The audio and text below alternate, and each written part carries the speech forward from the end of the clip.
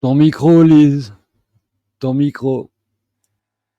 Je la refais. Bonsoir à tous et tous. Merci Eric. Heureusement que tu es là. La technique, merci. Désolée, je refais. Bonsoir à toutes et tous. J'espère que vous allez bien. Je suis très très heureuse de vous retrouver ce mercredi 30 juillet déjà et ce sera notre dernière émission. Mais pour vous mettre un peu dans l'ambiance et pour vous motiver aussi à vous positionner, à lire aussi et à faire un livreur. Bonsoir. Pas de son, désolée. J'ai une invitée de marque ce soir et je suis vraiment très, très fière, très enthousiaste de la recevoir. Je suis vraiment très, très heureuse qu'elle ait répondu présente à mon appel. Et on va se parler de mécanismes dans lesquels on vit depuis bien longtemps. On va essayer de voir un petit peu toutes les manipulations, toute la gouvernance, comment on est dans ce système soi-disant démocratique, soi-disant cet état de droit. Comment ça s'applique aussi dans nos vies quotidiennes, dans nos entreprises, dans nos associations, et puis aussi comment on pourrait trouver des pistes de solutions. Bonsoir Marion, bonsoir, merci Marion Saint-Michel d'avoir répondu présente à mon émission. Bonsoir Lise, merci je suis infiniment. Là. Alors je vais faire votre présentation, mais vous allez compléter évidemment. Vous êtes psychologue clinicienne et vous êtes aussi diplômée en sciences politiques. Donc depuis, c'était il y a un moment déjà, et vous avez été dans de grandes entreprises, dans la communication notamment, et privées et publiques. Donc vous avez bien vu de l'intérieur aussi ces systèmes-là, comment ils fonctionnaient. Et vous avez décidé pendant le Covid quand même, et ça je vais le présenter parce que je vous remercie infiniment de me l'avoir envoyé. Vous avez écrit ce livre là que je suis en train de lire. Je ne sais pas si on le voit bien. Là, je pense que c'est bon. Donc, Gouvernance perverse, la décoder sans libérer, avec une préface de Jean-Dominique Michel, que tout le monde connaît, je pense, qui est un appel à l'éveil des consciences et à l'action contre une forme insidieuse de contrôle social et politique, posant des questions essentielles sur notre avenir commun et la défense de nos libertés. Rien que ça.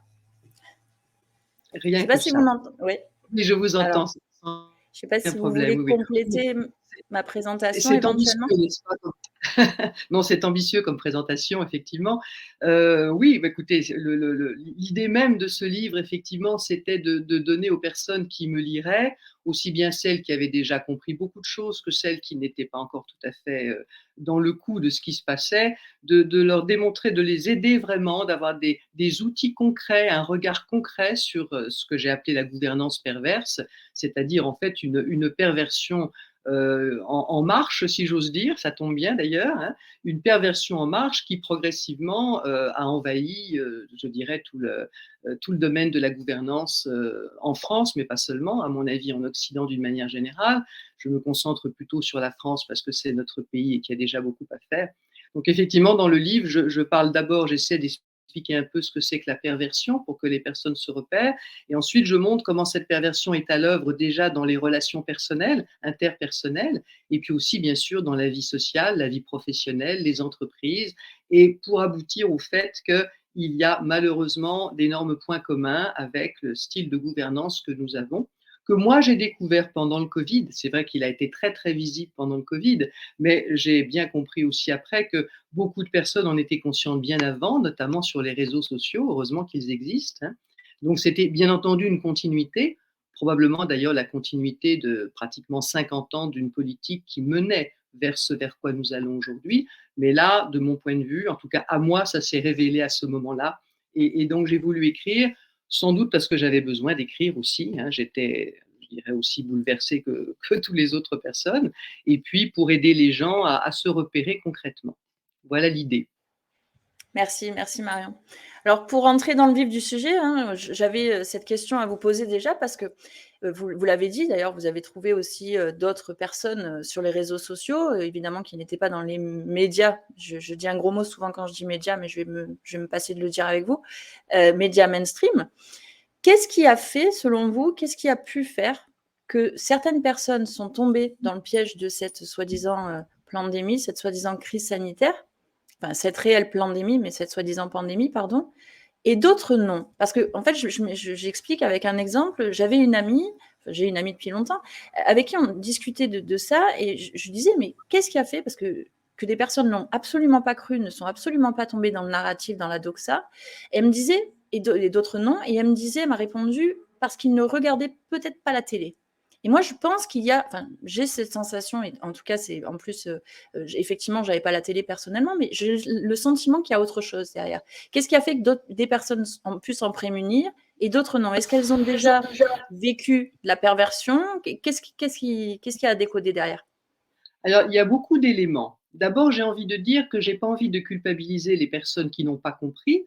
Je dirais moi-même, par exemple, hein, c'est juste parce que je connais mon exemple de l'intérieur, au début, j'y ai cru. Vraiment, au début, j'y ai cru. J'ai des photos de moi en train de fabriquer des masques avec des vieilles serviettes de table. Enfin, honnêtement, j'y ai cru. Mais il y a eu tout de suite des décalages. Alors moi, c'est mon métier quand même. Donc, vous voyez, il y a eu des décalages, des choses qui m'ont semblé manipulatrices, bien sûr. Hein. Je parle souvent de la publicité absolument inacceptable, hein, de cette dame qui reçoit ses enfants pour son anniversaire et le plan suivant, le plan séquence, et elle est à l'hôpital avec un tube dans la bouche.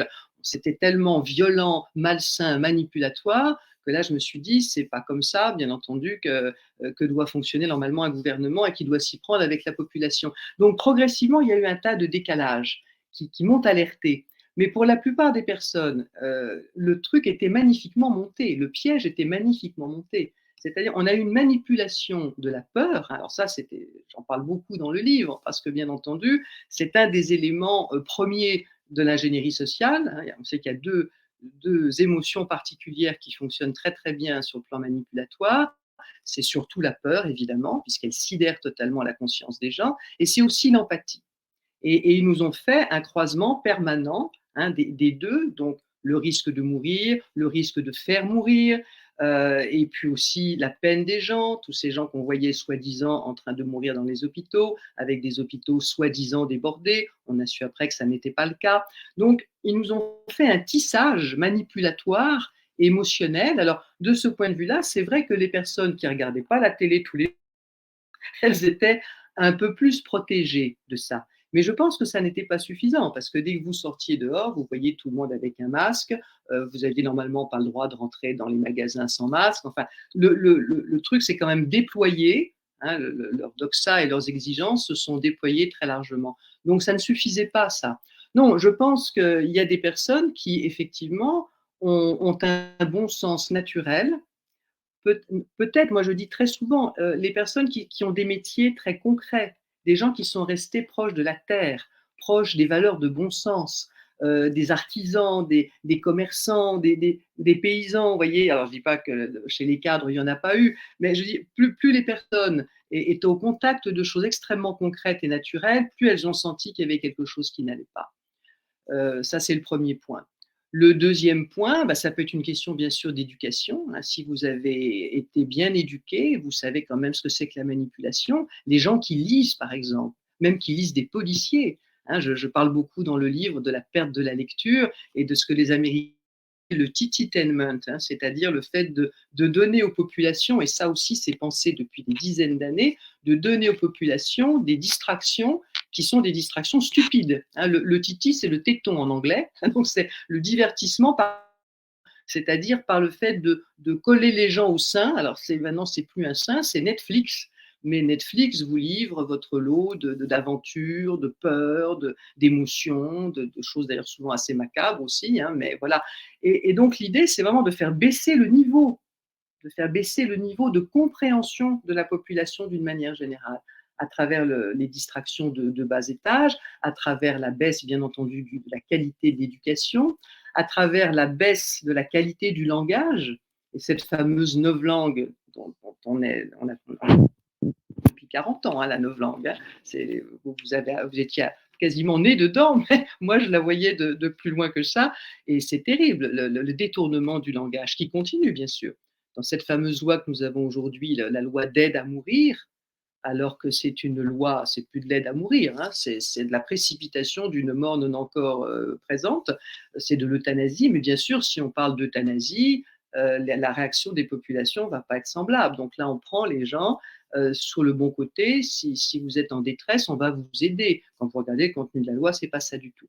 Donc cette manipulation, il y a des personnes qui... Alors, les personnes les plus âgées, je pense qu'il y a beaucoup de personnes âgées qui se sont rendues compte. Pourquoi ? Parce qu'elles ont une éducation dans laquelle on lisait beaucoup, elles ont lu la littérature, étaient bien éduquées, elles ont eu des cours de morale à l'école, elles savent que par exemple la publicité, il y a 10 ans, elle ne passait pas, hein, il y a peut-être encore que 10 ans. Moi, quand j'ai vu cette pub, je me suis dit, le lendemain, elle va être retirée. Pas du tout, bien sûr. Elle est restée pendant toute la durée du Covid. Les slogans, hein, le vaccin est efficace, je veux dire, c'est totalement manipulatoire. Donc les plus vieux s'en sont rendus compte. Et alors, une autre catégorie que vous avez évoquée, Lise, et vous avez tout à fait raison, ce sont malheureusement, si j'ose dire, les personnes qui ont déjà été en contact avec la perversion. Ça peut être par éducation, et ça peut être aussi malheureusement par expérience. Les gens qui ont contacté, qui ont vécu, soit dans leur vie personnelle, professionnelle ou autre, qui ont eu affaire à des pervers ou à des manipulations perverses, et qui se sont rendus compte plus rapidement que d'autres. Voilà. Alors je dis ça tout en insistant sur le fait que je pense important moi j'en parle beaucoup, c'est le point de départ de mon livre, de ne pas du tout culpabiliser les personnes qui n'ont pas vu, parce que mon point de départ, c'est que nous avons tous été traumatisés de toute façon. Je pense que le traumatisme aujourd'hui est plus grave pour ceux qui n'ont pas vu et qui d'une certaine manière ne voient toujours pas, parce que là maintenant ils sont pris dans la puissance du déni, surtout que des actes irrémédiables ont été causés, comme par exemple se faire injecter, ou pire encore, faire injecter ses propres enfants. Donc il y a quelque chose d'extrêmement contraignant, et tout ça a été magnifiquement pensé. C'est une horreur, hein, en même temps. Vous voyez ça dans un polar finlandais, vous vous dites quand même, ils vont un peu loin les gars. Mais c'est quand même ce qu'ils ont fait. Ça a été magnifiquement pensé. C'est très difficile de revenir en arrière quand vous avez été aussi loin. Vous ne pouvez pas, en tant que mère, par exemple, imaginer que vous avez pu donner un produit nocif à vos enfants. Donc vous allez lutter, tous vos systèmes de défense vont se réveiller en disant c'est pas possible, ce sont des complotistes, des gens qui exagèrent, etc., qui voient le mal partout et tout. Donc il y a cette difficulté maintenant, c'est pour ça que je dis souvent, je pense qu'il n'est pas utile en ce moment de vouloir trop réinformer là-dessus, parce que c'est extrêmement traumatisant, ça demeure traumatisant et traumatique. Donc nous avons tous été traumatisés, les personnes qui ont compris sont un peu moins traumatisées que les autres. Parce que, j'en dirai un petit mot tout à l'heure, je pense, on aura l'occasion d'en parler, ce qui nous permet de nous sauver de ce genre de période tout de même assez noire, hein, je crois qu'il faut nommer les choses clairement, c'est justement la compréhension, c'est la première étape, la compréhension de la vérité et la recherche de la vérité. Car même si le monde extérieur est un monde de mensonges, nous pouvons intérieurement nous étayer, vraiment nous baser sur une vérité intérieure, et cette vérité nous rend libres, dit l'Évangile, mais elle nous rend libres et surtout elle nous rend droit, elle nous permet de nous redresser et de faire face à ce qui est en cours. Et c'est extrêmement important. Oui, c'est ça, ça permet aussi de se mettre en action. Le fait de se mettre droit, moi, ça m'a vraiment libérée aussi personnellement, et j'en ai discuté avec d'autres personnes dans la résistance, dissidence, comme on veut l'appeler. Effectivement, de se mettre aussi en action au service d'eux, et pour que ce soit dénoncé, que ce soit pour créer aussi un monde parallèle, enfin, orienter solution, ça fait vraiment du bien et c'est salvateur. Je voulais revenir sur quelque chose, Marion, là, que vous avez dit et que vous écrivez bien dans votre livre. J'avais noter aussi qu'il y avait quand même, alors parce qu'on va en reparler pendant la période Covid particulièrement, mais je trouve que c'est important parce que vous l'avez dit, même si beaucoup de personnes ne veulent plus en parler, ne veulent plus parler de cette période qui a été noire, comme vous dites, très très compliquée, très traumatisante, il y a quand même ce devoir de mémoire, je vous cite, de recul sur la dérive anthropologique qui s'est amorcée pendant cette période. Et il faut aussi, pour pas que ça devienne quelque chose de comment, d'acquis, enfin, pas d'acquis, vous dites, enfin, les termes que vous employez, pour pas que ça devienne des évidences intériorisées. En fait, Tout à fait. comme si Oui. c'était devenu normal ce que nous Oui. avons vécu, si ça se reproduit, en fait, c'est pas grave, on a déjà vécu ça, et ce n'est pas grave. Et ça, on en reparlera peut-être, mais comme vous l'avez dit là, entre les Oui. lignes, je trouvais ça Il faut important. lutter contre ça. C'est un point très important, vous avez raison. Louis Fouché en parle récemment, j'ai bien aimé ce qu'il disait, en distinguant 4 types d'actions possibles. Et la dernière action possible qu'il distingue, ce sont les conteurs, les gens qui vont raconter sans cesse. C'est un peu ce que je fais dans la première partie du livre. Je reprends la crise, effectivement, après je vais sur d'autres choses, mais je reprends la crise pour nommer ce qui était justement innommable. Parce que c'est la première étape, c'est extrêmement important. Donc, c'est ce qu'on fait, vous savez, dans les traumas, quand vous avez, par exemple, des attentats ou même des accidents très meurtriers, on sait qu'on envoie tout de suite une équipe de psy qui sont formés pour ça, en urgence. Et qu'est-ce qu'on fait pour les personnes? On leur fait décrire ce qu'elles ont vécu. Décrire et décrire encore. Alors, c'est pas du tout du sadisme ou de la méchanceté. Au contraire, c'est-à-dire qu'il faut trouver des mots, il faut sortir ça de soi, il faut être par un tiers. C'est comme si on expurgeait en fait quelque chose de malsain de soi-même. Donc c'est extrêmement important. Et puis bien sûr, il y a la notion de témoignage et de trace pour les générations suivantes et pour l'histoire. Et aussi parce que, comme vous le soulevez très justement, si dans leur façon de fonctionner, là, l'idée c'est effectivement, et ça marche comme ça, d'habituer progressivement les gens. Je parle dans mon bouquin, par exemple, de la banalisation du drame ou de la banalisation de l'être désacralisé, l'être humain désacralisé. Je vous prends un exemple extrêmement banal. Les fameuses séries Netflix que je ne regarde pas, mais mon entourage regarde évidemment beaucoup.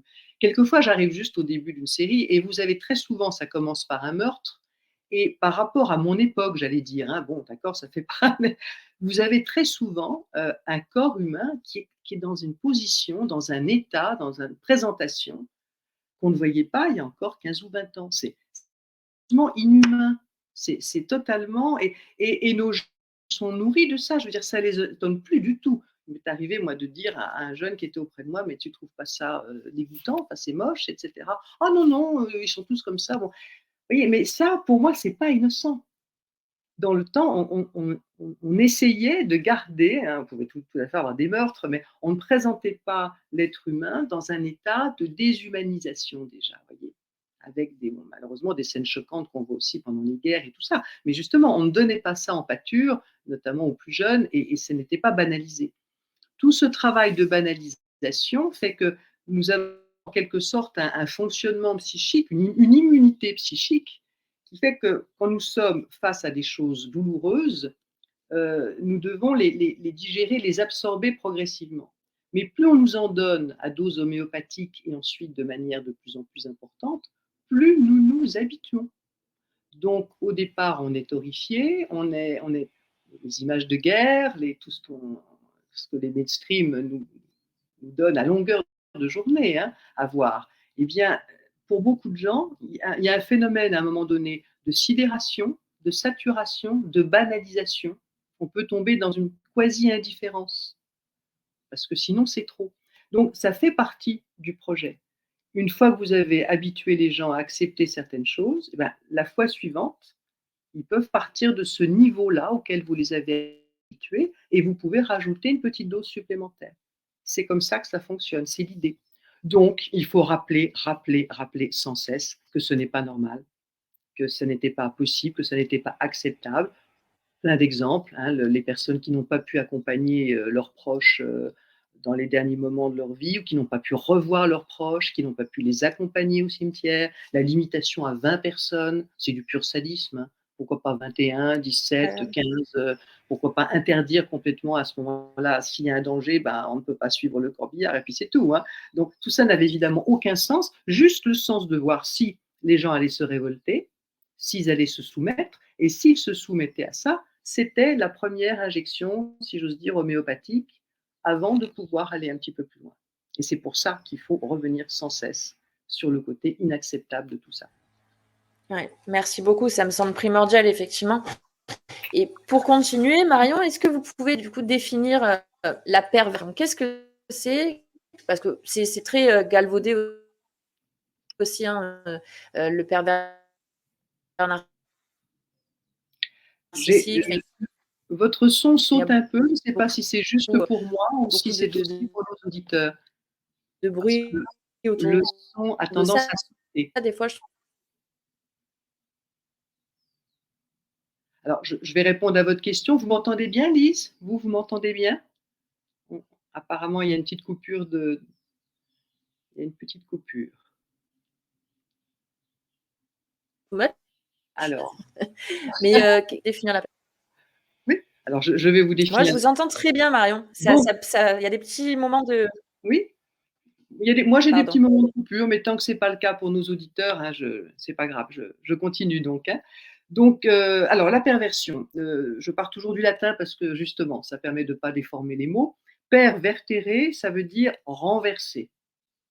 Renverser une situation, renverser une valeur, enfin renverser tout ce que vous voulez. Mais l'idée de la perversion, c'est que vous annoncez en quelque sorte une situation ou un objectif, et en réalité, vous poursuivez l'objectif inverse. Ça, c'est ce qu'ils nous ont fait pendant toute la période Covid. Je prends un exemple, on veut protéger soi-disant les personnes âgées. En fait, malheureusement, on en a poussé un grand nombre au décès. Je ne parle pas des méthodes radicales, je parle simplement déjà des méthodes psychologiques, le fait d'être coupé du lien avec leurs proches. Beaucoup de personnes âgées se sont laissées mourir, ont fait ce qu'on appelle un syndrome de glissement et sont parties. Mais soi-disant, c'était pour protéger leur vie, hein, une vie biologique, mais une vie qui n'a plus aucun sens sur le plan, bien sûr, de la vie globale. Un autre exemple, c'est le vivre ensemble. On pourrait prendre cet exemple-là aussi, hein. On vivre ensemble et on nous en rend les conditions parfaitement impossibles. Mais plus les conditions sont impossibles, je dis pourquoi je dis ça, pourquoi elles sont impossibles, bah, tout simplement parce qu'on fait venir une immigration non contrôlée, non régulée, non accueillis, sans aucune obligation, sans aucun choix des personnes qui viennent, sans prévoir de leur apprendre le français, sans prévoir de leur donner un travail, bref, en les mélangeant au cœur des villages français, comme ça ils sont sûrs de n'avoir aucun repère. Donc les conditions du vivre ensemble, elles sont juste impossibles, elles sont de plus en plus impossibles. Mais plus elles sont impossibles, plus on parle de la nécessité et l'importance de vivre ensemble.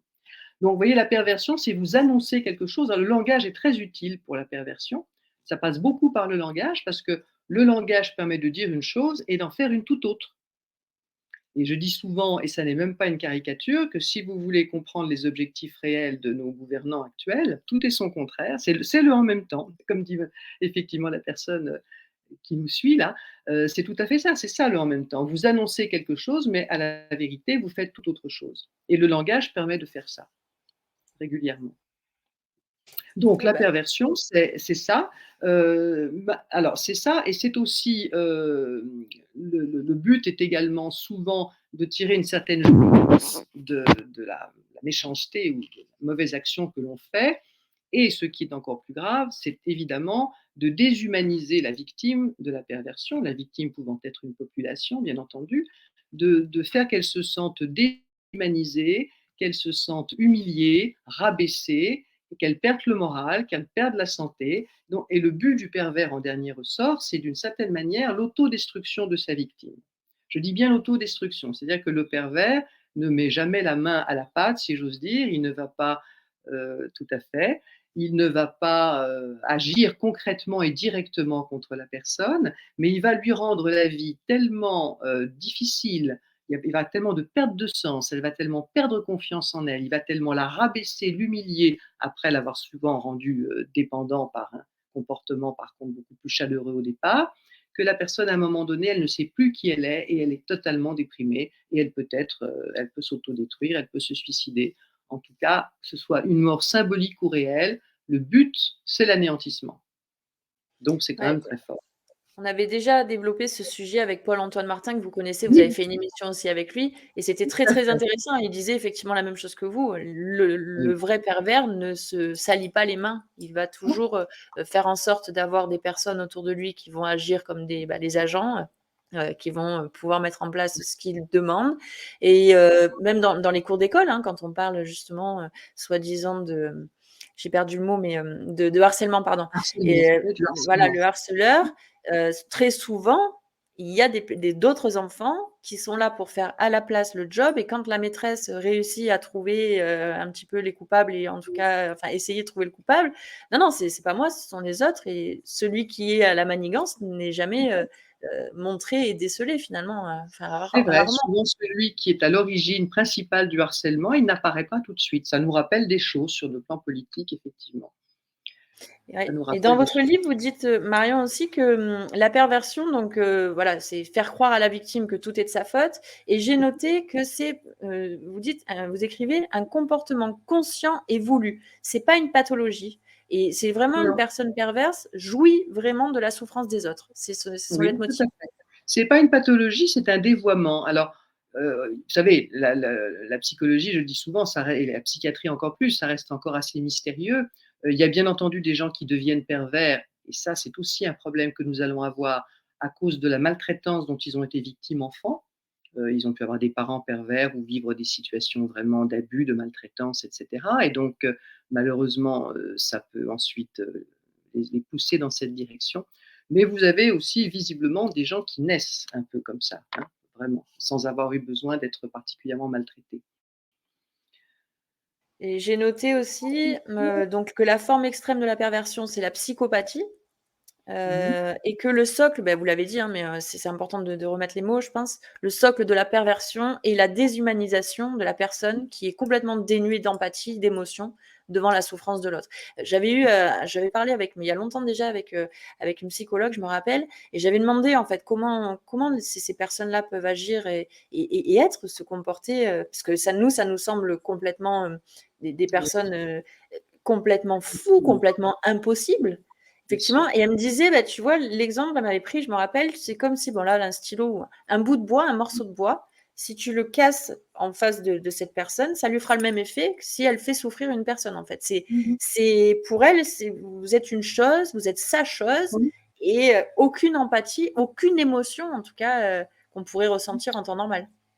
C'est extrêmement troublant parce que vous avez même des expériences qui sont faites, vous savez, avec on branche des petits électrodes sur la tête des gens. C'était un peu Orange Mécanique il y a très longtemps et on leur passe des images, vraiment très, très difficiles, vous voyez, de torture, enfin des choses qui sont très choquantes. Si on vous fait ça, vous ou à moi, on a immédiatement tout un tas de phénomènes qui se passent, nerveux, et également hormonaux.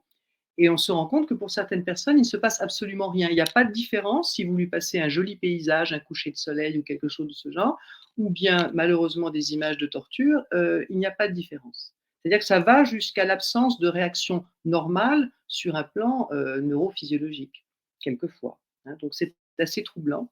On ne sait pas tout, hein, on sait très peu de choses au bout du compte. Mais on sait que ça n'est pas une maladie, il est très rare que cela puisse se guérir. D'ailleurs, on ne voit pas ces personnes-là en cabinet. Par contre, on voit toujours leurs victimes.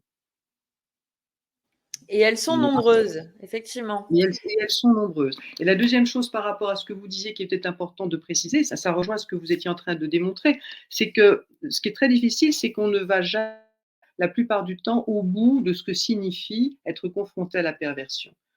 Aujourd'hui, je pense que c'est ce qui se passe parmi les personnes qui ont compris ce qui se passait, les médias alternatifs et tout ça.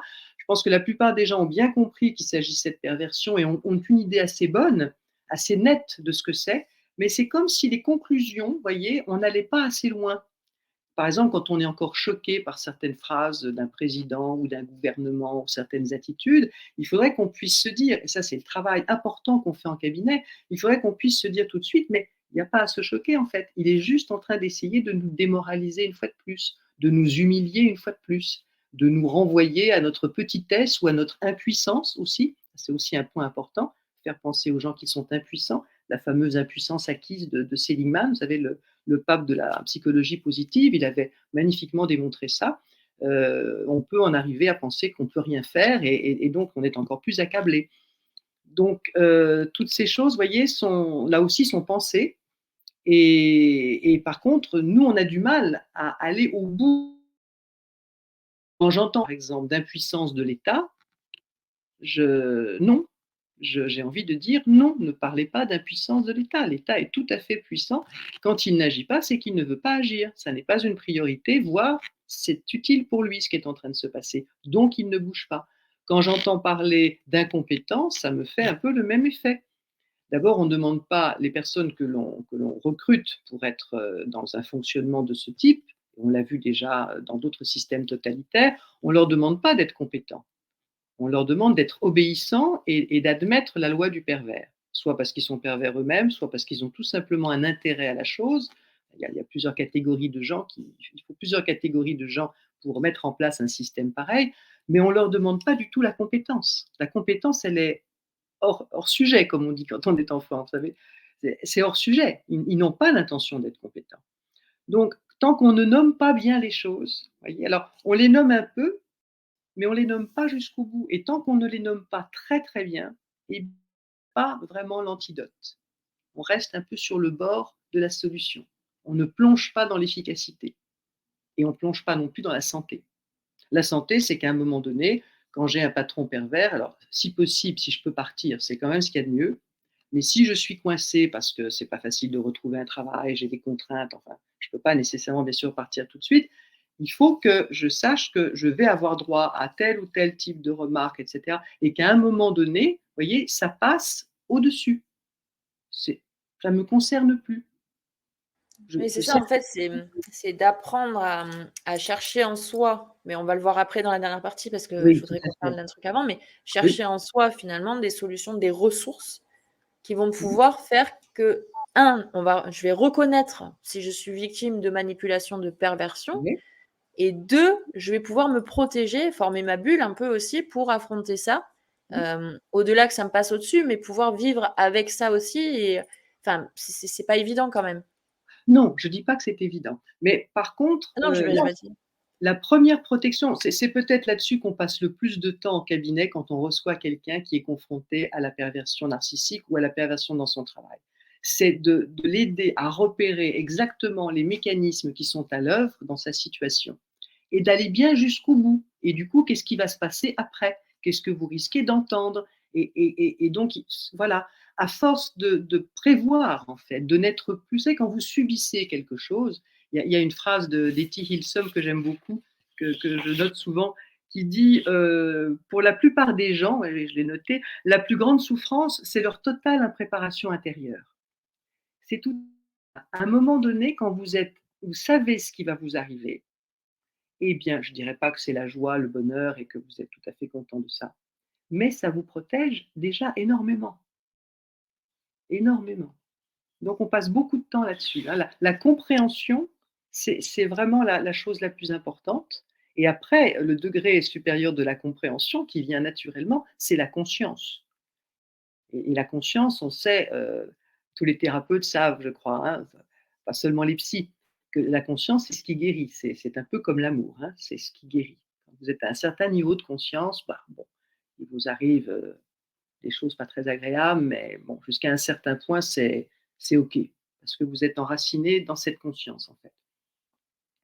Bon, c'est tout un Merci. travail, tout ça, hein, c'est tout Merci. un Oui, oui, c'est ça, c'est un cheminement, un oui, chemin bien aussi, sûr, c'est tout un effectivement. cheminement.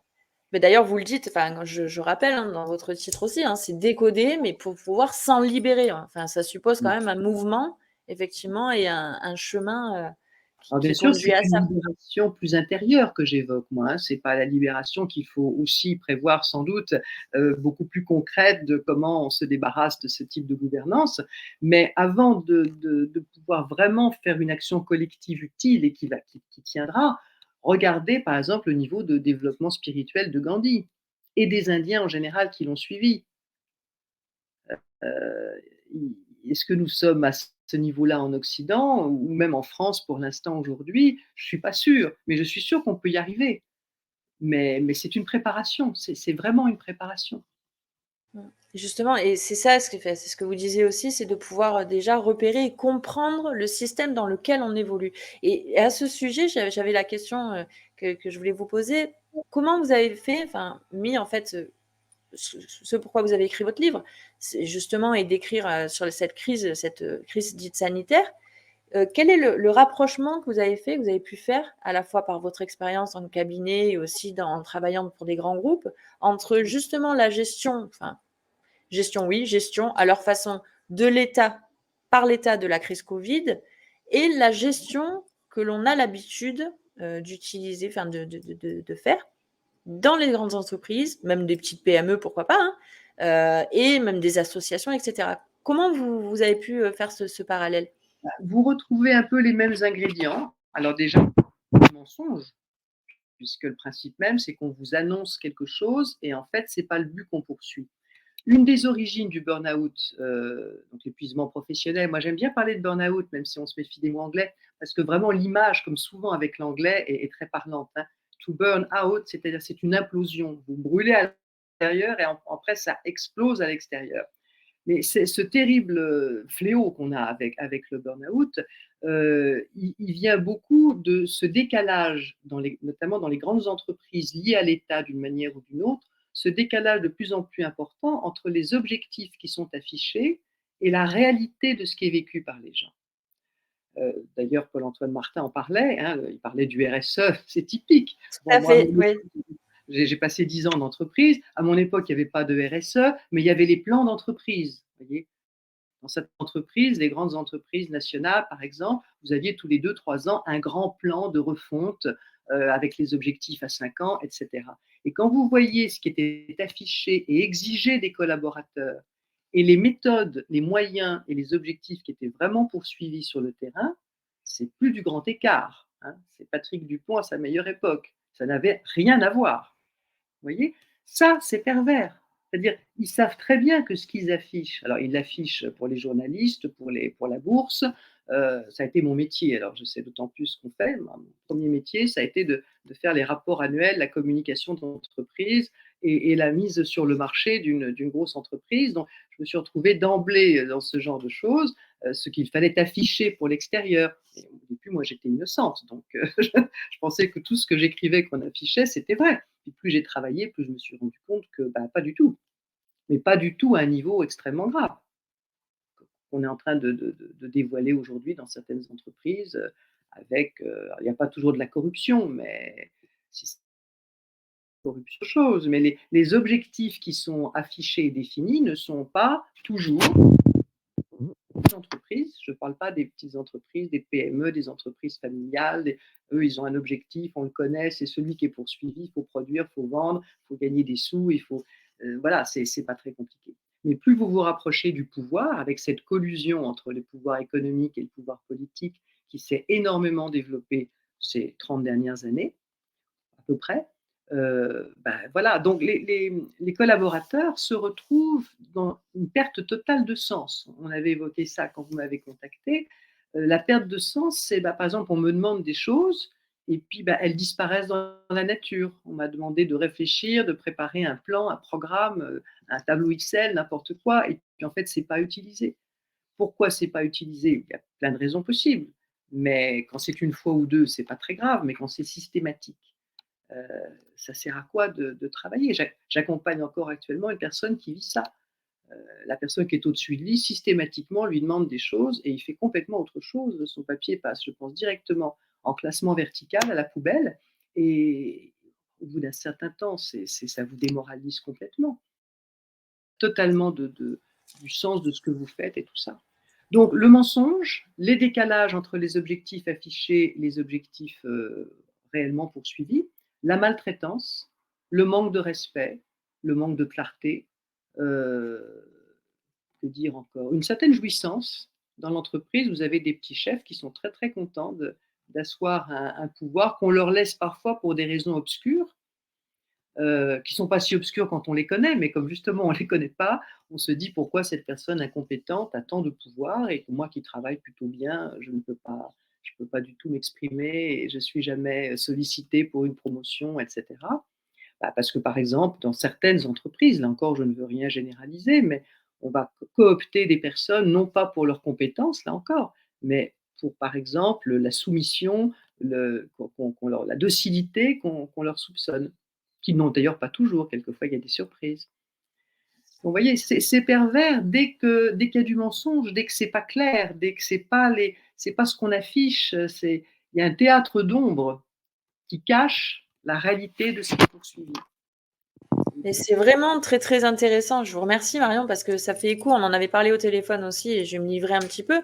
Moi, ça fait 20 ans que je suis travailleur social et ça m'a et ça continue de me choquer. Justement, à prôner de belles valeurs. Alors, évidemment, hein, comme j'ai toujours fait partie d'associations, c'est des financements publics, etc. Donc, on voit bien qui dirige et souvent on dit, mais ça n'a pas de sens, en fait. À la fois, je sais pas en quoi je crois, c'est heu, pourquoi j'ai j'ai fait des études et pourquoi je On système au a travail et quelques finalement on devient coupures. de fait Lise, maltraitant avec les personnes qu'on accompagne. Lise, on a Encore un quelques coupures de son. OK, je vais peut-être reproduire. Je sais pas si vous m'avez entendu, Marion? J'ai pas tout entendu. J'ai une vague idée du coup de la question quand OK. même, Je disais que mais j'ai finalement, pas si tout le entendu. système est malade et maltraitant, il est Oui, maltraitant pour les personnes qui ne sont pas dans ce système-là ou en tout cas qui ne trouvent pas de sens à ce qu'on leur demande oui, et en plus, on devient maltraitant. Moi, je parlais du monde associatif et du champ social puisque c'est bien sûr. celui dans lequel je travaille, avec des subventions, publiques, et cetera, des financements qui sont que ça. Donc, avec des ordres et des contre-ordres, des projets qu'on nous demande de réaliser alors qu'il n'y a aucune réalité de terrain, en fait. Donc, il y a un non-sens et pour les personnes qui travaillent. Et en fait, de fait, en étant maltraité, on Oui, devient, contre notre gré, aussi maltraitant envers le public qu'on accompagne. c'est un point très, très important que vous soulevez là. Vraiment, c'est très, très important parce que c'est tout à fait ça et c'est aussi voulu. C'est ce que j'appelle dans le livre la contagion perverse. On sait qu'à un moment donné, le système va se pervertir de lui-même. Il n'y a plus trop d'efforts à faire. Quand vous avez maltraité une partie de la population, c'est pareil pour les soignants, par exemple, ben vous savez que la maltraitance, elle va ruisseler autour. Et je pose l'hypothèse, dont je suis assez convaincue, mais c'est à débattre évidemment, que ça aussi c'est totalement voulu. Parce que ça participe à un moment donné à la désorganisation du corps social, je dirais même à sa désintégration, à la perte de liens, parce qu'un des liens principaux qu'on a quand même souvent, c'est au sein du travail, surtout quand on travaille dans le social. On est souvent unis par des objectifs communs, il y a des amitiés qui se créent peut-être plus facilement que dans certaines entreprises. Il y a vraiment, c'est ça le tissu humain, on travaille pour une chose en commun, ça fait partie de ce qui rend une société solide depuis la base. Et c'est ce qui est attaqué également. Il suffit de mettre, c'est comme du poison dans une eau pure, il suffit de mettre une petite goutte et finalement, à un moment donné, tout le système est empoisonné. Donc, nous avons affaire quand même à forte partie à quelque chose qui est très pensé. Alors, ce qui est pervers, c'est toujours aussi très intelligent dans le noir, dans le négatif. Il y a toujours, c'est pas nécessairement des gens intelligents en tant que tels, les pervers, mais ils ont toujours l'intelligence de leur perversion. Et c'est aussi des gens qui sont souvent pas très courageux, et c'est une chose extrêmement importante dans les solutions à apporter, c'est qu'il faut dire non tout de suite, quand on peut, hein, évidemment. Mais dès que on l'a vu d'ailleurs à pas mal d'occasions avec le gouvernement actuel, dès qu'il y a un tollé, dès qu'il y a quelque chose qui ne passe vraiment pas, tout de suite, ah mais c'est pas ce qu'on voulait dire, ah mais c'est pas ce qu'on voulait dire, c'est-à-dire je n'assume pas ce que j'avais l'intention de faire, vous nous avez mal compris, c'est-à-dire que c'est encore votre faute, c'est encore notre faute, on avait mal compris, et hop, on change. Regardez, on a eu un exemple typique de ça avec la cérémonie des Jeux Olympiques. C'était assez extraordinaire. Il y a quand même eu Ah un oui, oui. tollé général. Hein, dès le lendemain, je ne sais plus, il y a plus de 200 pays qui n'ont pas retransmis ou qui ont coupé certains passages. Enfin bon, il y a eu un tollé et au départ, ils ont dit: «Ah mais non, absolument pas, c'était absolument pas la scène qu'on voulait représenter» et cetera. alors que quelques jours avant, ils avaient communiqué un certain nombre d'entre eux sur on va faire un truc formidable, on va ridiculiser le Christ, on va plagier la scène. Enfin, ils étaient déjà tout contents de ce qui allait être réalisé. Et quand ils ont vu que c'était peut-être un peu plus fort comme réaction que ce qu'ils avaient prévu, ah non, mais c'est pas ça du tout. C'est pas du tout ce qu'on a voulu faire. Il y a des communications qui ont disparu, des tweets qui ont disparu. Ils ont dit c'est pas ça. C'est-à-dire que dès que vous mettez une limite, c'est tout le principe. Dès que vous mettez une limite, il s'arrête. Il s'arrête provisoirement, il ne demande qu'à redémarrer, bien sûr, tout de suite derrière. Mais c'est quand même une chose importante à savoir. La perversion n'est pas courageuse, elle ne prend pas de risque. Je dis bien la perversion parce que je préfère personnellement parler du système que des personnes. Les personnes sont rarement plus courageuses, ce n'est pas ce qu'on leur demande là encore. Mais le système pervers est très lâche. Il se répand tant qu'on ne lui résiste pas. C'est pour ça que c'est dommage qu'il n'y ait pas eu plus de résistance, bien sûr, sur des choses.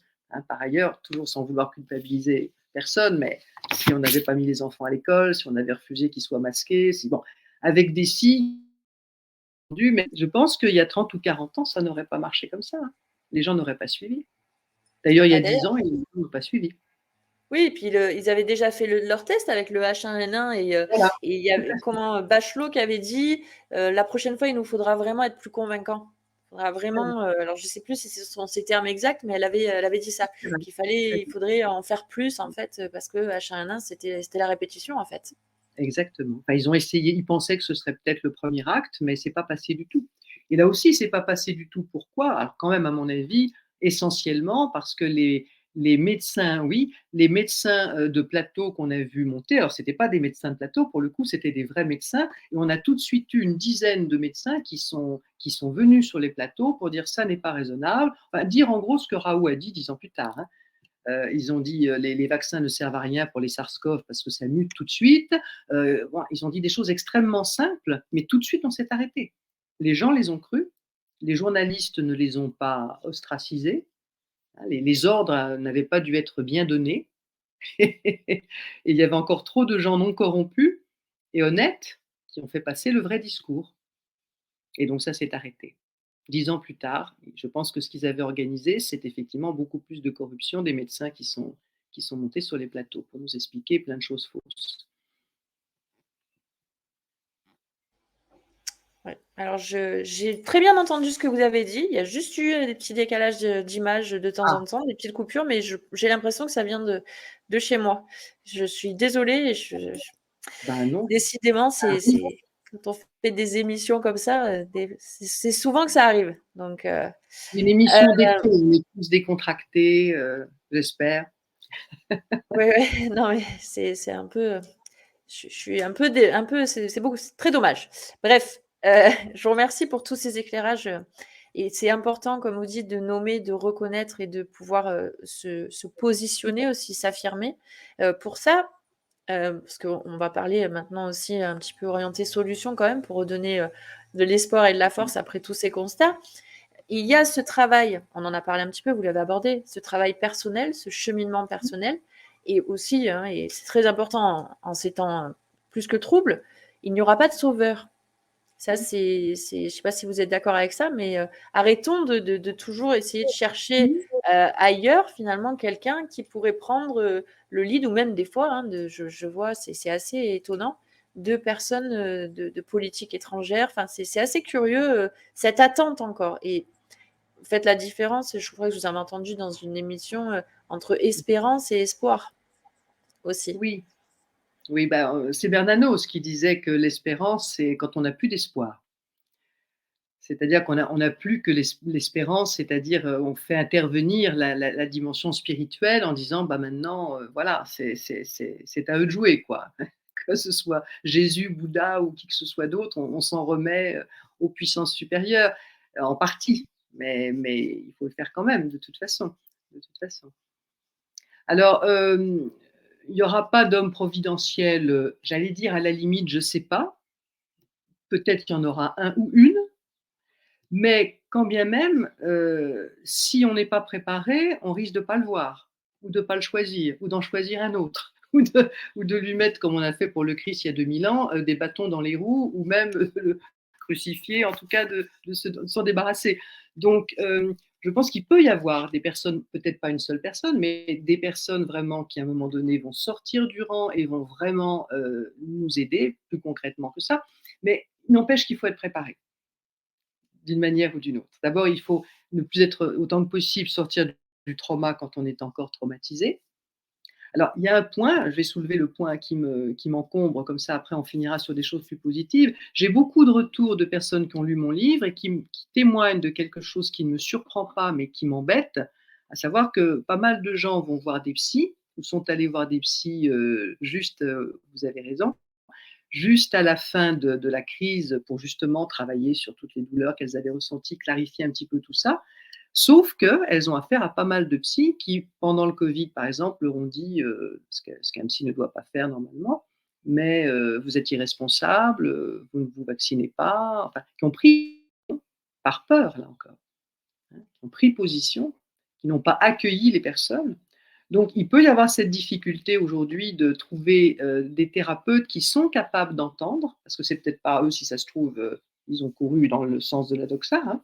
Moi, je suis un peu étonnée de voir le peu de collègues, au bout du compte, il y en a, hein, il y en a bien sûr, je les connais, je les nomme souvent en interview ou ailleurs, mais bon, ça fait énorme sur la quantité de gens. Et j'ai des expériences personnelles où j'ai été très étonnée de voir que les collègues n'ont pas réagi à beaucoup de choses. Beaucoup de choses. Donc il y a quand même déjà cette importance de trouver un lieu où une personne avec qui on puisse vraiment, parce qu'on peut avoir un travail personnel à faire.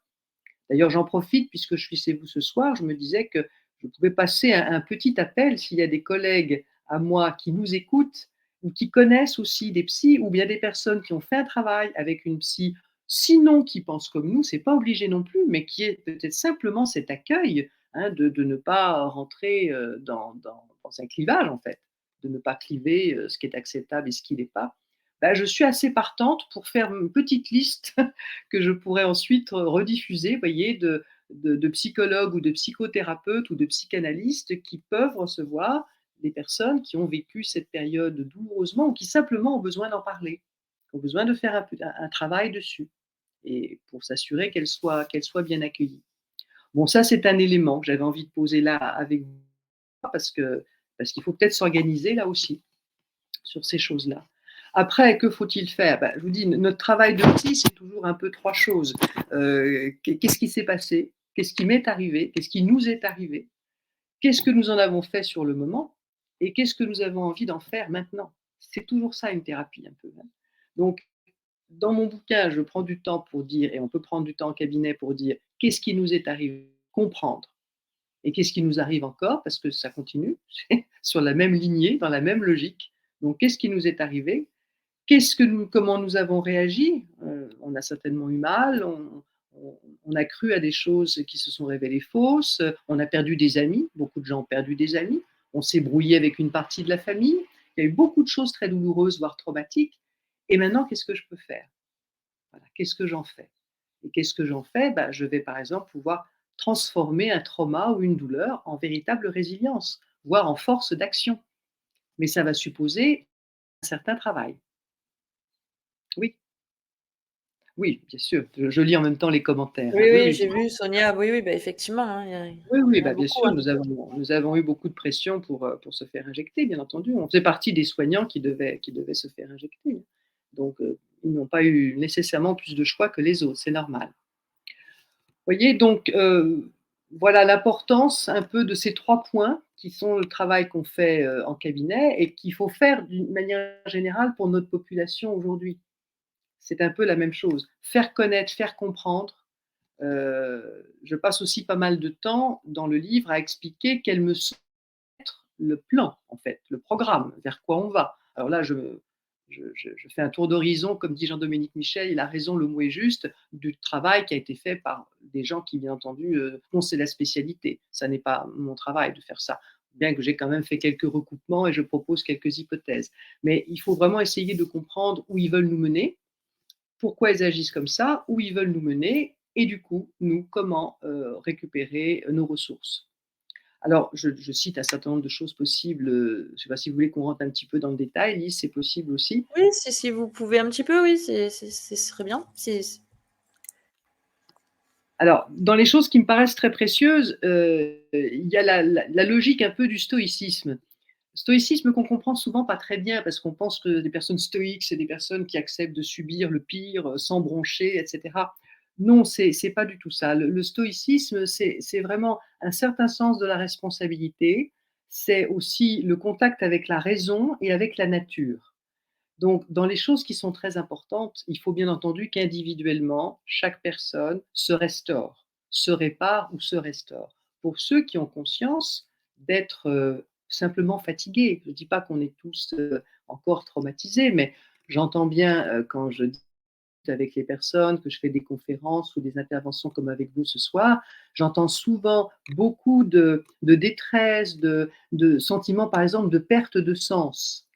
Eh bien, la vérité, c'est qu'il n'y a pas de perte de sens. Il y a un sens qu'ils essaient de nous rendre confus. Mais c'est de l'enfumage. Donc, une fois que vous avez compris l'enfumage, le sens, il est derrière. La réalité, elle est toujours la même. Eux ne nous parlent plus jamais de réalité, ils nous parlent de narratif. C'est très intéressant parce qu'on revient, on a dit l'importance des mots. Le narratif, c'est par définition quelque chose qui n'a pas du tout besoin d'être connecté au réel, c'est un récit. Les romanciers écrivent des narratifs, ils inventent une histoire. Le fait même d'employer ce mot de narratif nous indique bien qu'ils nous racontent une histoire à laquelle ils souhaitent que nous adhérions et qu'ils ont l'intention de mener leur récit, bien sûr, de A jusqu'à Z. Mais ce narratif n'a rien à voir avec la réalité. Et nous, notre travail, c'est d'aller vers la réalité qui est derrière. D'où ce que je vous disais tout à l'heure, l'importance du bon sens, les gens qui sont au contact de la nature, etc. Mais pour aller vers la réalité, il faut bien sûr chercher aussi la vérité qui nous rend libres, c'est-à-dire la vérité qui montre qui est vraiment. Et en ne sous-estimant pas, pardon, l'ennemi. Je pense aux agriculteurs. Les agriculteurs, dans leur grande majorité, ont l'air d'avoir bien compris qu'ils sont manipulés, que je pense qu'ils savent aujourd'hui que Bruxelles, l'Union européenne, a prévu à terme la quasi-disparition de l'agriculture en Europe, l'agriculture française évidemment, toutes les autres agricultures également, pour transmettre ça à des intérêts privés qui feront de l'agriculture hors sol ou qui nous feront manger des insectes. Mais là encore, dans le quotidien, continuer à dialoguer avec le gouvernement, à penser que tel Premier ministre ou tel autre va, comme il l'avait dit, pure posture, mettre le dossier de l'agriculture au sommet des dossiers, comme ce que je vous disais en entreprise tout à l'heure, peut-être au sommet de la pile de dossiers qui va finir en classement vertical. C'est faux. Le but, il est affiché, il est décrit. Il est décrit par Klaus Schwab dans le bouquin du Grand Reset, dont je fais une petite synthèse à un moment donné, surtout pour travailler le discours, pour montrer aux gens quel est le double discours.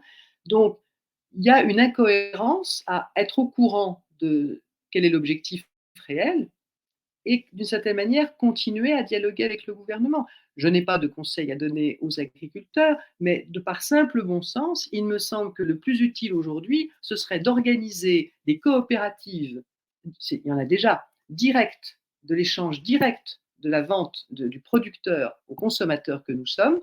Ça zappe tout le système, il faudrait se donner du mal pour faire ça, créer des coopératives. Il ne faut plus s'occuper des syndicats, il ne faut plus s'occuper de l'État, il faut s'organiser pour qu'il y ait un contact direct entre la population qui a besoin de manger et les agriculteurs qui ont besoin de produire. Ça va être un vrai chambardement. Mais qu'est-ce qu'on peut faire d'autre? Sinon, on va s'enliser. Et c'est ce qu'ils veulent, ils Ouais, veulent nous ouais. enliser. Pendant qu'on s'enlise, eux, ils avancent. Ils avancent dans tous les domaines, tranquillement. Pendant qu'on essaie encore de discuter en disant peut-être on peut temps, non, on ne peut pas. Le temps ne joue pas pour nous, entre guillemets, ne joue pas pour les citoyens que nous sommes et la France que nous aimons. Je ne pense pas que le temps joue pour nous. Donc, vous voyez, il faudrait être plus radical, pas du tout au sens de moyens violents, absolument pas. Le cirque court est très important, je suis d'accord avec ça que son double. Il faudrait être radical au sens un peu de ma Maffezoli, c'est-à-dire revenir aux racines, revenir à l'origine des choses. Euh, plus plus nous laissons l'État entrer dans notre vie et plus nous sommes des esclaves. Oui, puis on Ça, le c'est voit, ils se sont infiltrés pendant le Covid de manière éhontée dans les foyers. Vous le dites aussi dans votre livre, mais moi, ça m'avait choqué de dire papier, mamie, ils peuvent manger la bûche dans la cuisine, les enfants doivent faire ci. Enfin, c'était hallucinant. Moi, je me rappelle de choses. Les enfants ne sont pas obligés de manger à table avec vous. oui, Enfin, des trucs. oui, Et on rentrer le dans voit, ils un continuent. niveau Là, de vous l'aviez détail. même dit, vous en avez parlé aussi. Ouais, et Alors, même l'euthanasie, alors l'aide à mourir soi-disant, vous en parlez dans votre livre déjà et puis là c'est brûlant comme sujet, mais vous l'aviez déjà anticipé et ça fait un moment qu'on en parle aussi sur les réseaux dits alternatifs. Mais à chaque fois, on voit que ça grignote, ça grignote, ça grignote et finalement, ce serait presque de la folie, enfin je sais pas si je m'exprime bien Marion, mais de vouloir justement demander à l'État qui crée le problème, hein, c'est le pompier pyromane, totalement. de le régler avec ses propres outils mis en place. Enfin, c'est ce que vous venez de C'est tout dire, à hein, fait si j'ai ça. bien C'est traduit. tout à fait ça. C'est vous reformulez exactement ce que de suggérer. C'est vraiment se tirer une balle dans le pied par nous-mêmes. Il faut s'arranger pour utiliser l'État le moins possible en tout domaine. Vous savez, une des choses qui m'a beaucoup éclairée au tout début, vous disiez qu'est-ce qui fait que des personnes ont compris ou pas, c'est quand ils ont décidé le confinement. Bon, moi, je suis indépendante, hein, puisque je suis psy en libéral. Et la première chose que je me suis dite, c'est mais ils vont tuer tous les libéraux. Ils vont tuer tous les libéraux avec un confinement. Et immédiatement après, bien entendu, l'idée qui est venue, c'est de dire, bah oui, les libéraux, c'est embêtant, les libéraux. On ne dépend absolument pas de l'État. Nous produisons notre propre subsistance.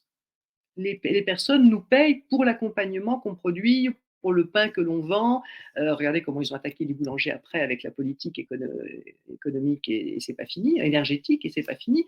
Donc le boulanger, il vend ses baguettes, la psy, elle vend sa présence et son accompagnement. Tous les indépendants, ils n'ont pas besoin de l'État. Moins on voit l'État, mieux on se porte. Et donc, le confinement, eh ben, ça a balayé un grand nombre d'indépendants, de gens qui produisaient, qui étaient autonomes. Quand vous êtes autonome dans vos moyens de subsistance, et vous n'avez pas besoin de l'État, mais vous êtes embêtant. Vous êtes... Et ça, c'est très embêtant d'avoir des gens libres. Donc, si on veut rester libre, alors du coup, je parle du plan collectif, alors que je pensais parler un petit peu du plan personnel, mais bon, on est sur le collectif, c'est important aussi. L'État ne nous veut pas du bien. Donc, si on est sur le plan collectif, Ah plus oui. nous laissons l'État rentrer dans notre vie à différents niveaux, plus c'est la cata. Regarde avec l'école à la rentrée, le programme EVRAS qu'ils sont en train de mettre en place, c'est une honte. Il faut que les parents se rendent compte et ne refusent de mettre leurs enfants à l'école quand il y a quand ce programme, il faut qu'ils exigent de savoir quand vont avoir lieu ces séances et qu'ils refusent. Je crois qu'il y a des associations qui ont prévu Oui, des oui. formulaires à faire remplir. Et si jamais l'école ne suit pas ça, on fait un procès, on attaque, on porte plainte Ouais. systématiquement et en groupe. Parce que s'il y a une maman qui dit moi je ne mets pas mon enfant à l'école, mais s'il y a 20 mamans et que ce jour-là, quand les associations éventuellement transgenres viendront expliquer aux enfants ce que c'est que la nouvelle sexualité, qu'il n'y a pas un enfant à l'école, voilà. Et ça, dans une cinquantaine, une centaine, de plusieurs centaines d'écoles, là, ça va porter. Concrètement, non, nous ne voulons pas de ça, donc nous ne le prenons pas. Nous sommes encore les parents de nos enfants. Le travail de séparation des enfants de leurs parents est considérable actuellement, à beaucoup de points de vue. J'entends beaucoup parler de ce qui se passe avec l'ASE. Je suis ça évidemment avec intérêt aussi. Les gens commencent à parler, on commence à savoir beaucoup de choses à différents niveaux. Et les races, c'est pareil. On veut séparer les enfants des parents et on veut traumatiser les enfants. Parce que là Oui, il y a encore, ça et il y a aussi cette volonté de pardon, il y a un petit décalage, enfin ça s'arrête pas de je voulais pas vous couper la parole, mais il y a cette volonté aussi de de retirer l'autorité parentale, hein, de retirer tout pouvoir, finalement, personnel, interpersonnel, enfin c'est vraiment flagrant sur tous les niveaux et pour avoir fait plein d'émissions sur les VARS et dénoncer ça, depuis, quelques années maintenant, effectivement, il y a des associations comme Parents en colère, SOS Éducation aussi qui se mobilisent très, très fort et vous pouvez trouver, les formulaires, tout ce que vous pouvez, comme lien aussi, sur leur site internet pour juste simplement envoyer aux professeurs et aux équipes, oui. éducatives Et il faut que les mamans se parlent entre elles avant de faire ça. mais c'est ce que j'allais dire. En Les fait, premiers jours d'école, quand elles vont c'est ça. emmener leur enfant dans la nouvelle classe et tout ça, votre enfant est dans telle section, etc. On se parle, on se donne les 0,6, on se fait une réunion de maman de début d'année et on dit qu'est-ce qu'on fait, comment on fait, qu'est-ce qu'on fait, et éventuellement on fait la démarche ensemble parce que c'est ça qui va porter. Là encore, s'il y a 2-3 mamans dans leur coin qui disent moi je mets pas mon enfant, elles vont se faire embêter. C'est elles qui vont être embêtées. S'il y a toute une classe qui ne se présente pas, là ça marche. Donc il faut vraiment anticiper là. Il faut que les gens se tout ce qu'ils ont fait pendant le Covid aussi, c'était pour qu'on le disait tout à l'heure, il n'y ait plus de lien social, que les gens se parlent plus. Et malheureusement, on le constate beaucoup, on a perdu beaucoup de lien social, alors que les gens en ont besoin. Il suffit de voir ce qui se passe quand vous parlez à quelqu'un dans la rue ou vous lui souriez. Sur le moment, il y a une réaction un petit peu de méfiance, et 2 secondes après, vous avez souvent une grande banane. Un être humain qui me parle, c'est formidable. Donc, il faut qu'on retisse tout ça. C'est eux qui ont détruit ça. C'est leur intérêt de détruire ça. Nous, on a intérêt à se parler, à se mettre ensemble, qu'on soit maman, que ce soit qu'on soit agriculteur, qu'on soit nos différentes casquettes dans la vie sociale. Et bien, sur chaque casquette, il faut qu'on aille au devant des personnes qui ont la même casquette que nous dans ce domaine-là et qu'on se parle et qu'on discute ensemble et qu'est-ce qu'on fait, comment on s'organise. Ça prend pas beaucoup de temps. Ça gagne du temps après. Certes, il faut faire une petite réunion, un café maman au début de l'année, mais après, c'est du temps gagné.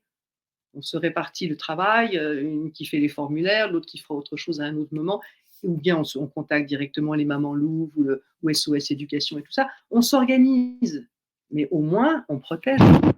Là aujourd'hui, le grand défi, le dossier le plus énorme, c'est de protéger nos vieux et nos enfants, les deux populations. Premier, les deux côtés, les deux bouts. C'est ça. Mais décidément, il y a beaucoup de problèmes de son. J'espère que pour vous, vous avez Moi, je vous entends parfaitement. Je ne sais pas si on parfaitement. m'entend bien. Alors, j'espère que j'ai pas eu de commentaires dans le chat, je crois. Mais franchement, c'est à chaque fois que vous abordez un sujet un peu sensible, Marion, je comprends, j'entends ce que vous dites, mais je regarderai en replay parce que d'être perturbé. Franchement, j'espère que c'est audible Bon, j'espère que c'est audible pour nos auditeurs. Les spectateurs et auditeurs parce que vraiment. Ah, là, je vous perds par contre. Là, je vous perds un peu. Si on est blottiste, hein. Là, je ne vous ai pas entendu.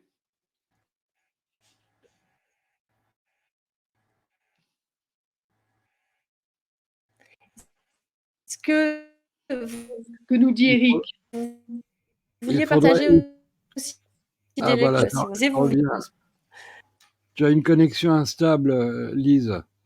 Et Marion, vous avez dû toucher le micro de votre ordinateur ou de votre télé. Vous êtes sur ordinateur ou téléphone? Je suis sur mon ordi. Apparemment, le micro est toujours. Alors, je peux peut-être le fermer et le rouvrir. Et je le rouvre. Non, mais peut-être que vous avez dû passer la main près du micro et on n'a pas entendu ce que vous disiez à ce moment-là. D'accord. Alors évidemment, je sais plus où c'était. Voilà. Bon, Lise est revenue. Hein. C'est indépendant de notre volonté. Merci, hein. Eric. Ouais. Ah oui, vraiment très indépendant de ma volonté. Bah oui, bien sûr. Je vous disais, Marion, vous aviez des livres aussi à nous partager pour un peu renforcer les personnes. Et si vous voulez, alors voilà, évidemment, le livre de Marion que je vous recommande, je le remets. Gouvernance perverse, la décoder sans libérer. C'est très, très, très, très bon, en fait, à lire. Très, très facile. Alors, je ne sais pas péjoratif, au contraire. Je veux dire, c'est à la portée de tout le monde. Avec des petits smileys de temps en temps. Et comme là, vous nous parlez, bah, c'est pour moi. Pas fait de jargon. Voilà. Oui, j'ai pas de surprise. Des fois, on lit un livre et on voit l'auteur après et on se dit bon, c'est pas ce que j'ai ressenti quand j'ai lu le livre. Et moi, il n'y a pas de décalage comme ça quand je vous lis et quand là, je vous ai en émission, mais même quand je voyais des émissions de vous, je trouve que voilà, c'est la même personne et c'est plutôt agréable. Oui, j'écris un peu comme je lis, c'est vrai. J'essaie de ne pas jargonner, c'est pas trop mon truc. Je précise juste qu'effectivement, j'ai une dernière partie sur les mettre en place pour se renforcer à titre personnel, parce que c'est effectivement important. Mais je peux peut-être quand même en dire un mot, parce que j'ai prévu peut-être 2-3 livres dans les choses qui sont importantes à mettre en place. Je parlais du stoïcisme parce que il y a une phrase d'Épictète, qui est donc un des grands stoïciens que j'utilise beaucoup avec les personnes avec qui je travaille et que je trouve très très utile si on l'applique vraiment rigoureusement. C'est la phrase suivante qui dit: dans une situation quelle qu'elle soit, en général pas très facile, si tu peux faire quelque chose, fais-le. Si tu ne peux rien faire, accepte ton impuissance, mais surtout aie la sagesse de distinguer l'un de l'autre. Ça, c'est la richesse du stoïcisme.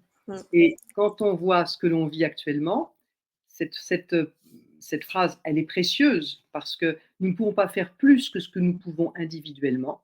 Mais quand on regarde la réalité des choses, nous pouvons faire énormément individuellement. Merci beaucoup, c'est gentil, Angèle. Nous pouvons faire énormément. Quand je parlais tout à l'heure, un sourire à quelqu'un, discuter avec les mamans en début d'année, contacter des agriculteurs autour de soi pour savoir si on peut faire un ASAP ou s'il existe déjà un ASAP ou comment on peut les aider. Il y a plein de choses qui paraissent petites, mais si tout le monde fait 2, 3 toutes petites choses, eh ben, c'est obligé que ça bouge. Donc, quand Épictète nous dit si tu peux faire quelque chose, fais-le, c'est très exigeant. Et la première chose à faire, bien sûr, c'est de prendre soin de soi, de se relier à la nature, d'avoir une vie intérieure, de lire, de développer, d'aller chercher la vérité de nos anciens, par exemple, de nos sages, les stoïciens, mais il peut y avoir aussi tout simplement Camus qui a beaucoup travaillé sur l'absurde, la perte de sens, qui a de très beaux textes. Moi, j'aime beaucoup le mythe de Sisyphe, mais il y en a plein d'autres. Donc, lire, se relier aux amis, pratiquer un art, si on peut, bien entendu. Donc, travailler à son propre bien-être et à son ancrage dans la vérité. Après, on met en place Épictète. La deuxième partie, si tu ne peux rien faire, accepte ton impuissance. Là, il y a une limite à ce que nous pouvons faire, notamment individuellement. Mais cette limite, elle bouge tous les jours. Elle risque de bouger rapidement, à certains moments. Et donc, il faut pouvoir non pas se dire je m'installe là-dedans et je ne repense plus à la chose. Tous les jours, ou en tout cas au moins une fois par semaine, il faut se dire est-ce qu'il n'y a pas autre chose que je pourrais faire? Est-ce qu'il n'y a pas quelqu'un que je n'ai pas contacté, quelqu'un dont je n'ai pas pris soin? Vous voyez, il y a plein de petites choses comme ça. Donc, il faut se remettre en question. Et donc, bien sûr, avoir cette sagesse de dire quand est-ce qu'il faut que je m'occupe plutôt de moi, parce que là, je sens que je fatigue. Quand est-ce que je suis pleine d'énergie, je me suis bien reconstituée dans la recherche de la vérité. Maintenant, je peux aider beaucoup plus, donc je rejoins un collectif, je m'occupe de ceci ou de cela. Vous voyez, c'est vraiment comme ça parce que nous avons à récupérer une souveraineté individuelle, savoir qu'ils font tout pour nous humilier et nous abaisser, sauf que quand vous êtes installé dans une vérité, dans une confiance en vous, ben, personne peut vous, enfin, ils peuvent nous humilier tant qu'on veut. À un moment donné, c'est eux qui sont ridicules, c'est pas nous. Hein, voilà. Donc, il faut savoir que ça va être tout le temps comme ça. Les remarques désagréables, les situations, ça va continuer tant qu'on aura toujours ce gouvernement-là. Il faut un peu s'en moquer, il faut passer un petit peu à travers ça. Et par contre, agir, agir, agir pour protéger nos enfants, nos personnes âgées, notre France, nos agriculteurs, notre vie. Et voilà, c'est une articulation à trouver qui est. Et je pense que les psys ont un rôle à jouer. Il faut absolument qu'on s'active, hein, les collègues là. Et s'il y a des collègues qui nous entendent ou des personnes qui ont travaillé avec des collègues qui sont susceptibles d'avoir cette approche bienveillante et ouverte, n'hésitez pas à me contacter. Mon mail, est-ce que je peux donner mon mail dans l'émission, Lise? Oh oui, oui, bien sûr, Marion, avec plaisir. Oui, oui. C'est tout simple, c'est Marion Saint-Michel, comme c'est écrit là, 33 @gmail.com. Voilà. L'adresse est d'ailleurs à la fin de mon livre aussi pour les personnes qui souhaitent me contacter, qui m'envoient de très beaux témoignages que je remercie beaucoup. Et donc voilà, c'est mon adresse mail et on peut m'envoyer des bonnes informations pour essayer de faire un réseau. Je l'ai écrit dans le chat. On avait reçu, je sais pas si vous connaissez, Marion, le site qui a été créé par le fondateur de Crowdbunker, Mathieu, avec Johan, qui ont créé Holytime. C'est un peu le contrebalancier de Doctolib, mais pour justement les soignants de manière large et les aidants, les accompagnants, qui sont justement un peu. Donc, je connais bien, il faut que j'aille voir ça. Il y a des psys aussi, peut-être. Il y a des psys aussi. Bon, c'est important. Oui, il y a des psys, il y a pas mal de thérapeutes, effectivement, qui se sont quand même levés aussi durant le Covid. Il ne faut pas hésiter à s'inscrire en tant que thérapeute, mais aussi en tant que personne pour trouver, je l'ai remis aussi, Holytime. Oui, très bien aussi. Je vais aller voir aussi de près.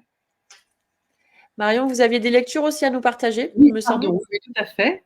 Alors, pour les personnes qui pourraient être intéressées par ce sujet, il y a le très beau livre d'Etty Hillesum qui s'appelle Une vie bouleversée. Je pense que beaucoup de personnes le connaissent. Je le montre pas parce que c'est un magnifique exemple de résilience et de voilà de capacité à rester soi-même et à aider les autres dans des situations douloureuses, puisque bien sûr elle a vécu les camps.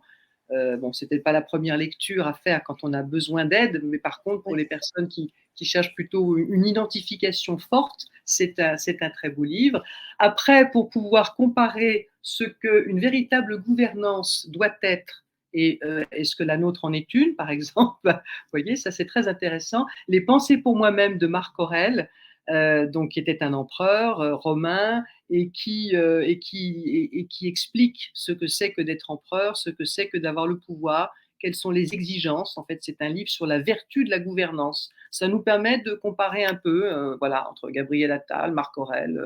Voilà, on est dans quoi? Est-ce qu'on est vraiment dans la bonne Ouais, voie ou pas? Ça fait du bien. Ça fait partie des livres c'est qui vrai. revigorent un petit peu. Et puis sur le travail des émotions, parce que bien sûr dans tout ça, on n'en a pas beaucoup parlé, mais pour aller mieux, il faut accepter aussi de passer par ces émotions parfois douloureuses, la peur, l'inquiétude, plein de choses difficiles. Il y a beaucoup de livres sur le travail de l'émotion, mais il y a un auteur que j'aime beaucoup pour ça, qui est Bertrand Vergely, qui est un philosophe chrétien par ailleurs, mais qui a aussi une grande dimension psychologique, La puissance de l'âme, et c'est aussi sous-titré donc Sortir vivant des émotions. Alors vivant au plein sens du terme, hein, pas seulement en vie, mais vivant, plein d'énergie et de force intérieure. Très très joli livre. Voilà, il y en aurait plein d'autres, mais j'avais envie de vous proposer ça ce soir parce que la lecture est évidemment une de nos ressources profondes aussi. Merci. Merci infiniment, Marion. Vraiment, Merci. merci beaucoup.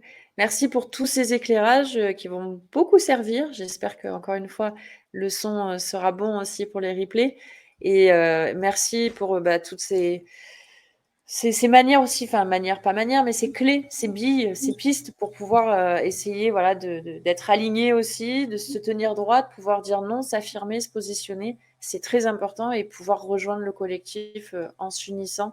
D'ailleurs, à ce propos, je ne sais pas, je pense que vous en avez entendu parler, Marion, puisque vous connaissez aussi Cécile. Il y a le Dosumani, l'université d'été rassemblantes, les 13 et 14, moi personnellement j'y serai, dans le J'y suis Tarn. aussi, puisqu'elle a Ah eu bah la gentillesse génial, bah, on va se de voir en vrai. m'inviter. On se retrouvera là-bas et peut-être avec Super. certains de nos auditeurs en tout cas. Avec plaisir. Super. Donc Bon, ça, c'est vraiment des moments aussi et des événements oui, primordiaux de se voir dans la vraie vie aussi et de bien pouvoir sûr. partager en direct même des stratégies aussi qu'on pourrait utiliser qui n'ont pas déjà marché, etc. Et tout simplement se rencontrer, effectivement. Ça Merci décale beaucoup. encore. Oui, il y a encore des c'est pas C'est grave. pas. On est arrivé au bout quand Tu même. m'entendais, Merci et merci Marion? Eric.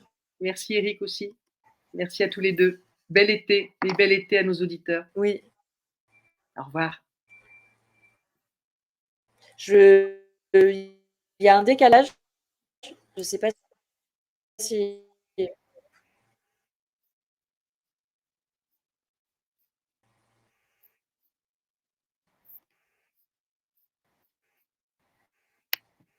Je vais venir à ton secours, Lise. On va annoncer à nos amis internautes que TVADP prend quelques semaines de vacances et que nous reprenons les émissions le lundi 1er septembre. Il me semble que c'est Merci un lundi. infiniment à vous. Merci à et Allez, abonne-vous.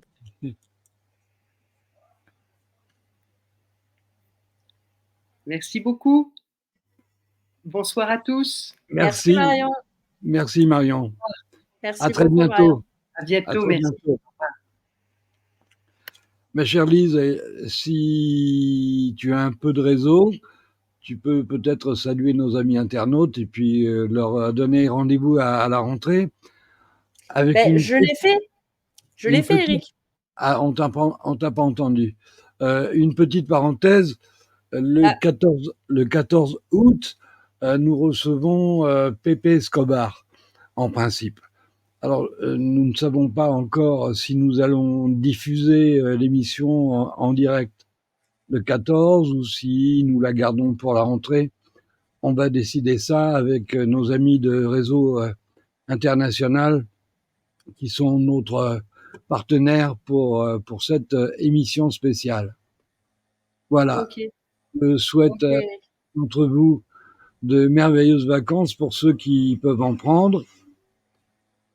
Je remercie au passage les modérateurs et les modératrices du chat, en particulier Sam et Caroline, qui sont nos fidèles accompagnateurs dans ces émissions et dont les remarques sont souvent judicieuses, et c'est la raison pour laquelle on les affiche, parce qu'ils contribuent ainsi à alimenter le débat, la discussion, la réflexion.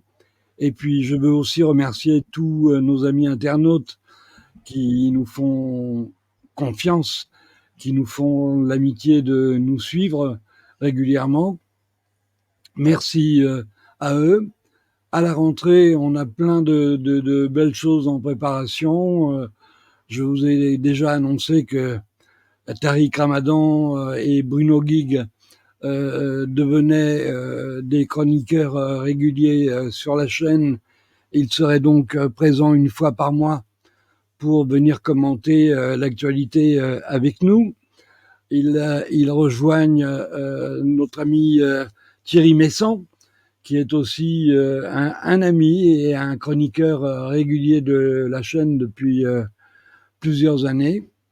Et puis d'autres surprises qu'on vous réserve. On va pas vous dire, on va pas tout vous dire, tout vous révéler ce soir. On va en garder un petit peu pour la rentrée. Mais on prépare vraiment plein de bonnes choses. C'est la raison pour laquelle une période de repos est essentielle. Alors, je vous embrasse tous. Je t'embrasse, ma chère Lise. Merci pour si vous m'entendez. Oui, on t'entend. Merci pour ton talent. Merci pour ta présence. Merci pour la qualité de tes émissions qui sont régulièrement rediffusées par Réseau International. Et on les remercie au passage. Je ne sais pas si tu prends quelques jours de vacances, Lise. Oui. Remarque, là où tu es toute l'année en vacances, si j'ose dire. Oui, mon travail quand même va. Ouais. Non, mais je vais prendre quelques jours de vacances, effectivement, avec mes filles. On va pouvoir un petit peu partir et ça va nous faire du bien. On a besoin de partir. Il y a un troll là, puis qui insulte pas mal, mais bon, c'est pas grave, on va le zapper. Dans les commentaires. Happy 67 YouTube, mais je sais pas si c'est le tien ou si c'est le mien de YouTube. J'arrive pas à voir. On va le virer. Merci Eric, en tout cas, de m'avoir proposé déjà, parce que la première émission que j'ai faite, c'était le 11 septembre dernier. Et c'était Marion Sigaud, d'ailleurs. Et on finit avec Marion ce soir. Qu'on salue et qu'on embrasse. Et merci. Ta connexion est mauvaise. Je remercie les invités, c'est moi qui les contacte. Et... Vas-y. Tu m'as pas entendu du tout, là? J'ai juste entendu une phrase. Je te remerciais. Je te remerciais d'avoir proposé ces émissions, de gérer aussi tout l'aspect technique, et aussi pour cette liberté de pouvoir inviter qui je veux et de traiter des sujets dont j'ai envie aussi. C'était pour ça. Je te remercie, Eric. Merci pour tout ce travail incroyable aussi que tu fais depuis toutes ces années.